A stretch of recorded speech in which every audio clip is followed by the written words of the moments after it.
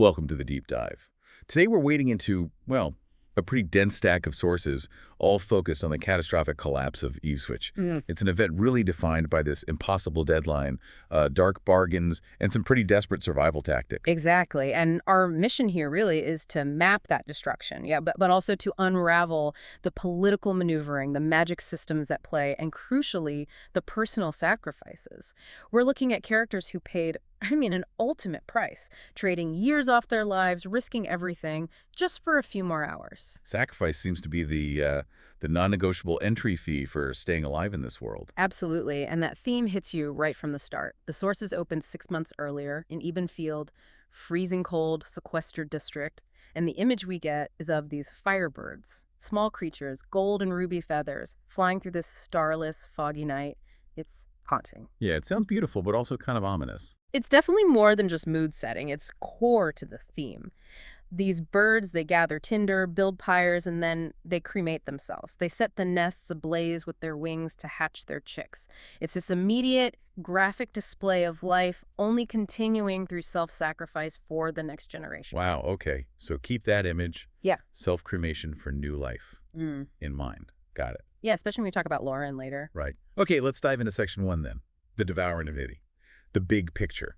The global stakes. URSummary isn't just, like, facing a disaster. It's being literally consumed, eaten by the void. And the sources describe the void as this colossal physical wave, just thick, pitch-black shadow rolling over everything. This wasn't some isolated incident either. It's tied directly to the veil, that barrier between our world, Terra, and the dead realm thinning out. Ah, okay, so the world's magical defenses are weakening. Pretty much, like the planet's immune system is failing. And Yeah. that makes magically sensitive people more vulnerable to these dangerous surges, and it lets monsters slip through from the dead realm into URSummary. Which, understandably, triggers a massive military response. Extreme response, yeah. Full quarantine, an impenetrable force field going up, incinerating anything that touches it. Total lockdown. Now, there was a glimmer of hope initially, right? The first report suggested maybe 17 hours for people to get out. Yeah, that was the initial intel. But then the Phoenix Head Society gets involved. They're the military's go-to warlocks for magical threats. Their guy, Rourke, he's the one negotiating the timeline. And when Darian contacts him, Rourke confirms that they only managed to secure 3 hours. 3 hours to evacuate an entire city, down from 17. Exactly. 3 hours before the shield slammed shut permanently. This is brutal. Does the source suggest why such a drastic cut? Was it necessary tactically? Well, the sources lean heavily towards it being less about the void's speed and more about, let's say, ruthless containment priorities. Military leadership choosing the lockdown over civilian lives. It paints a pretty grim picture of survival politics. Okay, so the clock is ticking like mad. What was actually keeping the city, or parts of it, from being instantly swallowed during even those 3 hours? The military had a theory, right? They did, but it was totally wrong. They thought the control tower in the city was somehow pulling magic up from the Anima Mundi. The soul of the world. Yeah. Like tapping into the planet's raw magical energy. That was the theory. But then Darian reviews the truth, and it's a huge twist. The magic keeping the void partially at bay, it wasn't the Anima Mundi. It was Lauren's. Lauren, she did that. Yeah. Before the whole replica incident, she apparently poured her own unique, powerful magic into the tower. She created a localized shield, protecting certain areas. So she was the barrier, a human shield against the void. Wow. Yeah. And the sources mentioned the toll, right? Hypoglycemic shock, heart problems. Absolutely. Massive physical cost. And later, she tells Darian she feels like she failed because she wasn't strong enough to shield the entire city. Which brings us right back to those firebirds, doesn't it? It really does. Pouring her life force, her health into protecting others, sacrificing herself, accelerating her own problems. It's that same theme. Self-cremation for survival. She becomes this, tragic symbol for the whole city. Okay, that's a heavy realization. Let's shift focus now from the citywide threat to the deeply personal stakes. Section 2, the dark bargain. Because the countdown wasn't just the military shield, was it? There was a magical, almost fated deadline hanging over specific characters. There absolutely was. This goes back 6 months before the collapse. Lauren's parents, Syra and Erasmus Sophronia, they go to see this entity, Urania, the crossroads spider, the widow. The widow, okay. Yeah. And they're seeking advice about Lorraine, Right. because she was being hunted. Exactly. But they arrive with nothing left to offer, nothing to trade. The problem is the widow already has leverage, and this is crucial. It involves Darien. Darien. How? Darien Cassell had already made a deal with the widow. He traded years of his own life for his dog, Mortifer. Wait, he traded years of his life for his dog. Yep. It sounds kind of absurd, but it perfectly establishes Darien, right? Driven by this fierce, almost irrational loyalty and love. That earlier bargain gave the widow control over his fate. Okay, so Darien's already indebted to this entity before Lauren's parents even show up. Precisely. And because of that existing debt, the widow gives them the horrifying prediction. Lauren Kayla will not live past her 21st birthday. And worse, using her own magic will just speed that up. Oh, man. That's bleak. And then the widow recommends someone to protect Lauren.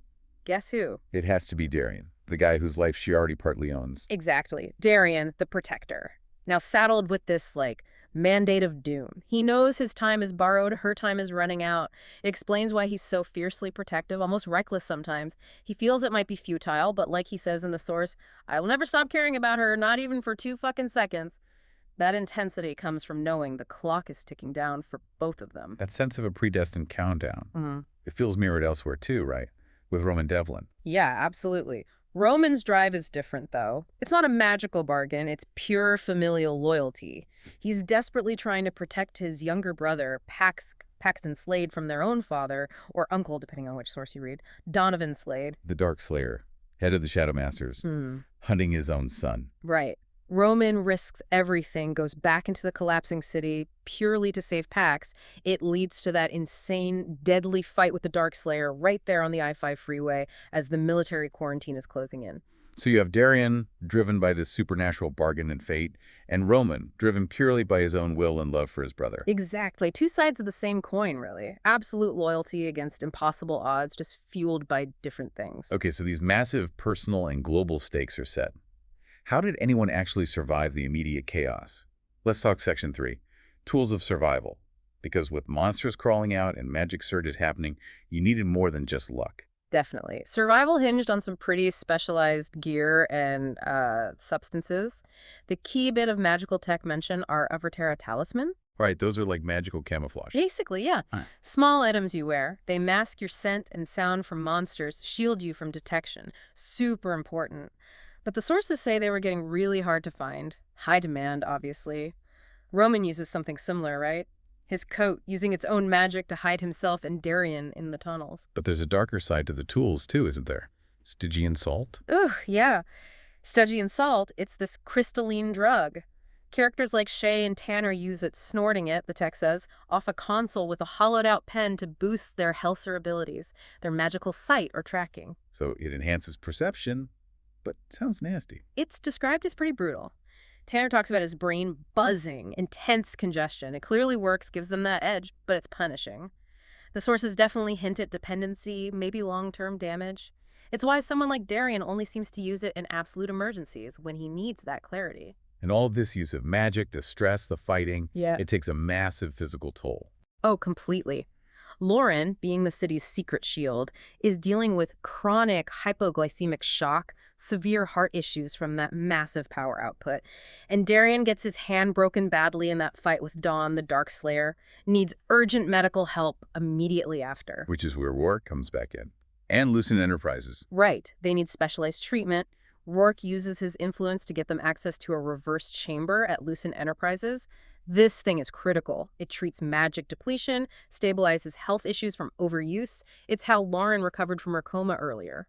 Getting her into that chamber becomes Darien's absolute priority. Again, trying to prolong her life, even temporarily. And while all this supernatural chaos and desperate survival is happening underground, what's the official story? Complete information control. Total blackout, ironically. The public news reports are calling it a security breach, a power outage, maybe a blackout. They mention restricted access, but say nothing about the void, the monsters, the scale of the quarantine. This massive gap between the horrifying reality and the sanitized news just makes the escape feel even more desperate and isolated for those inside. Unbelievable. Okay, so against all that, the void, the monsters, the military, the clock, the lies somehow. Some people do make it out. Section 4, resolution and repercussions. The Great Escape. Yeah, despite the insane odds, several groups managed to break through. It wasn't easy, required extreme measures, really. You've got Roman, Pax, and Shay on the I-5. They get out partly because Roman's Uncle Dean steps in, creates a bit of chaos, and then Shay just unleashes this huge lightning burst, desperation magic. Takes down a helicopter, creates the diversion they need. Wow. And others escape by water, right? Travis's group. That's right. Travis, Jules, and Max make it out via boat. They have to navigate these really dangerous canals, but they get help from elementals Reyna and Blue. Their magic creates this crucial wave they ride to safety. So escape is possible, but it's not clean. The sources emphasize the fallout, the fractured relationships back in Angel Theme. Oh, the emotional damage is immediate. It's raw. You see Darian just lose it, pinning Malachi against a wall, screaming at him for not getting Lauren out faster. The stress is immense. Ivy's relationship with Darian is clearly strained. You hear it in her cold tone, her marking questions. And then Roman and Travis have this huge blowout argument over Travis staying at the hospital. So escaping the city doesn't mean escaping the consequences? Not at all. The conflicts are deep, and just as they're trying to regroup, figure things out in Angel Theme, a whole new threat pops up, something completely different. Ah, right. Detective Finn Solis's report. Yeah. Police raids on the Angel Theme Underground, the Umbra Forum, turn up evidence of this new venom virus. It's described as lethal, highly pathogenic, and it seems linked to the use of the drug venom, which is already widespread. So now, on top of the magical fallout and gang wars that got a potential viral pandemic brewing, it just layers crisis on top of crisis. Man, it never lets up. So where does this leave our central pair, Darian and Lauren, with their intertwined, doomed fates? It culminates in this incredibly poignant scene at Heaven's Gate. Darian knows his time is borrowed, knows her deadline is looming thanks to the widow's prophecy. Lauren now knows about the bargain too, and she's forgiven him, realizing his loyalty is something real, something worth fighting for, perhaps. And he makes a declaration. He does. He literally kneels before her, affirms his love, his commitment, basically throws down the gauntlet against fate itself. His final line in that section is just, "Anything you want, Lauren, I'll do it." So the future is uncertain, riddled with threats from every angle, magical, viral, personal commitment. Yeah. But that loyalty, that commitment, it's absolute. That really sums up the weight of this deep dive, I think. We've watched these characters grapple with two kinds of impossibility: escaping a physically sealed city under military lockdown, And escaping a magically predicted, seemingly inescapable timeline handed down by this ancient, debt-holding spider creature. They're not just fighting monsters, you can see. They're fighting fate itself. Exactly, fighting shadows, rivals, and known fate. Which leaves us with a final thought, maybe something for you, the listener, to chew on. If Darian truly accepted the widow's prophecy that he was destined to die alongside Lauren, eventually why the obsession? Why keep checking his tattoos, that marker of his own borrowed time? Why the desperate rush to get Lauren into that reverse chamber to save her health, to buy her more time? Yeah, what does that tell us about prophecy versus willpower? Is fate really set in stone? Or can that relentless human drive to protect someone you love, even just for a few more stolen moments, actually bend the rules? Can defiance, even futile defiance, change anything? Something to mull over. Yeah. Thanks for diving deep with us today.